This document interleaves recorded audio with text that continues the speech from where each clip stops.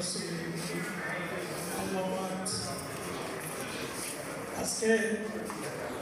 Shibganj press club কর্তৃক আয়োজিত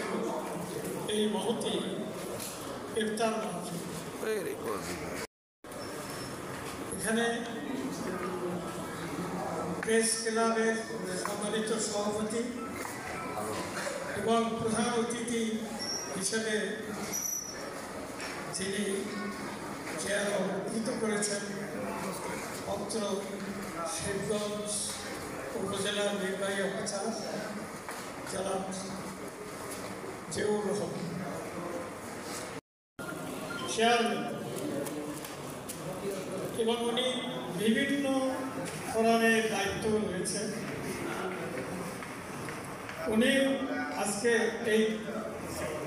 ইফতার মাহফিলে অংশগ্রহণ করেছেন পীর সাহেব,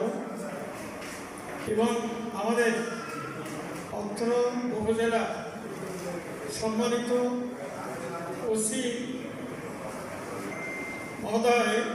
সাহেব উনিও এখানে অংশগ্রহণ করেছেন, এবং আমাদের উপজেলা সহকারী ভূমি কর্মকর্তা উনি অংশগ্রহণ করেছেন, এবং ওনার এখানে আরও কর্মকর্তা যারা আছেন, এবং আমাদের এই প্রেস ক্লাবের বিভিন্ন ফোরামের দায়িত্ব সাংবাদিক বন্ধুগণ ও সুধীবৃন্দ এবং বিভিন্ন রাজনৈতিক নেতৃত্ব, বিএনপি এবং জামাতের যারা অনেকেই এর আগে কথা বলেছে।